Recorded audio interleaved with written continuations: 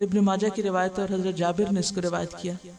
وہ کہتے ہیں کہ ایک دفعہ ہم رسول اللہ صلی اللہ علیہ وسلم کے ساتھ کسی دعوت میں جا رہے تھے، یعنی اکٹھے مل کے جا رہے تھے. تو راستے میں ہم نے دیکھا کہ سیدنا حسین جو ہے وہ بچوں کے ساتھ کھیل رہے ہیں. تو نبی صلی اللہ علیہ وسلم ایک گروپ کے ساتھ جا رہے تھے، تو آپ اپنے گروپ کو چھوڑ کر، سب کو چھوڑ کر نکل کر ان کی طرف لپکتے ہیں. بچے کو دیکھا فوراً ان کی طرف جاتے ہیں اور پھر ان کی طرف ہاتھ پھیلا دیتے ہیں، آؤ، جسے ہم عام طور پہ دیکھتے اور کہتے ہیں آ جاؤ. تو جب آپ نے ان کو بلایا تو وہ ادھر ادھر بھاگنے لگے. عموماً ایسے ہی ہوتا ہے نا کہ بچے شرارت میں جب آپ کہتے ہیں آؤ تو وہ اور بھاگتے ہیں، دور جاتے ہیں، تو وہ بھی ادھر ادھر بھاگنے لگے. نبی صلی اللہ علیہ وسلم ہنس ہنس کر انہیں پکڑنے لگے اور ان کے پیچھے دوڑنے لگے. یعنی کہا اچھا نہیں آتے تو نہیں جاؤ، ہم بھی جا رہے ہیں اپنے کام.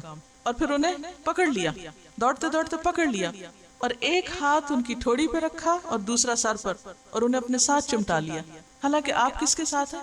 معزز صحابہ کے ساتھ ہیں اور دعوت پر جا رہے ہیں، اور راستے میں بچہ نظر آ گیا ہے، اگنور کر کے نہیں گزر رہے، اس کو اہمیت دے کے اٹھا کے پیار کر کے آگے جا رہے ہیں. اور یہ یاد رکھیے کہ یہ صرف آپ کا اپنے بچوں کے ساتھ ہی نہیں تھا، اور بچوں کو بھی جب کھیلتے دیکھتے تو کیا کرتے تھے؟ خود سلام کرتے تھے. آپ بچوں کو سلام کرنے میں پہل کرتے تھے. اور پھر ایک اور روایت سے ہمیں پتہ چلتا ہے کہ حضرت اسامہ اور حضرت حسن تقریباً ہم عمر تھے. تو وہ کہتے ہیں، حضرت اسامہ روایت کرتے ہیں کہ آپ صلی اللہ علیہ وسلم بعض اوقات آپ بیٹھے ہوتے اور ایک تھائی پر حضرت حسن کو بٹھاتے اور دوسری طرف مجھے بٹھاتے اور ہم دونوں کو ساتھ چمٹاتے.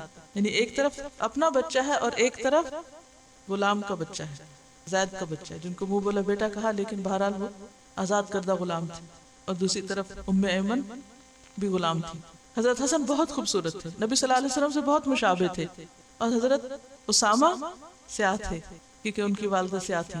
ایک طرف ایک بچہ ہے، ایک سفید ہے ایک کالا ہے، دونوں کو ایکولی پیار مل رہا ہے. اس سے زیادہ کیا مساوات ہوگی کہ ایک طرف اپنا لخت جگر ہے اور دوسری طرف ایک غلام بچہ ہے، لیکن دونوں کو ایکولی ٹریٹ کیا جا رہا ہے، دونوں کو اکٹھے گلے لگایا جا رہا ہے، دونوں کو ایک طرح بٹھایا جا رہا ہے.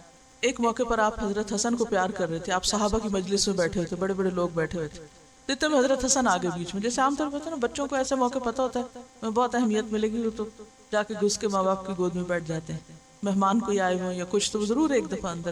تو آپ نے ان کو اٹھایا، پیار کرنے لگے. تو اقرا بن حابس کہنے لگے میرے 10 بچے، میں نے آج تک کسی کو پیار نہیں کیا. تو آپ نے ان کی طرف ایک نگاہ اٹھا کے دیکھا اور فرمایا اگر اللہ نے تیرے دل سے شفقت نکال لی ہے تو میں کیا کر سکتا ہوں. اور بخاری کی روایت میں آتا ہے کہ آپ نے فرمایا جو کسی پر رحم نہیں کرتا اس پر رحم نہیں کیا جاتا. تو رحمت کا آغاز چھوٹے بچوں سے ہوتا ہے، کیونکہ سب سے زیادہ پیار اور شفقت کے وہ مستحق ہوتے ہیں. جب بچوں میں آپ انصاف کا سلوک کرتے ہیں، عدل کا سلوک کرتے ہیں، تو ان کے آپس میں بھی تعلقات اچھے ہوتے ہیں. جب ڈسکریمنیشن ہوتی ہے ماں باپ کی طرف سے تو پھر وہ سمجھتے ہیں کہ شاید ہم زیادہ اہم ہیں یا زیادہ اچھے ہیں اور دوسرا کم اچھا ہے، لہٰذا وہ اس کو لیٹ ڈاؤن کرنے لگتا ہے. یعنی بہن بھائی بعض اوقات ایک دوسرے کی عزت نہیں کرتے، اور اس کا آغاز اور اس کا سبب بھی ماں باپ خود ہوتے ہیں بعض اوقات. کیوں؟ کیونکہ وہ ایکولی نہیں ٹریٹ کرتے، تو پھر دوسروں کو بھی شے مل جاتی چڑھائی کرنے کی. یعنی اللہ کی محبت کا کانسیپٹ بچوں کے اندر عموماً ہم نہیں ڈالتے، اس کی بجائے کیا کانسیپٹ ڈالتے ہیں؟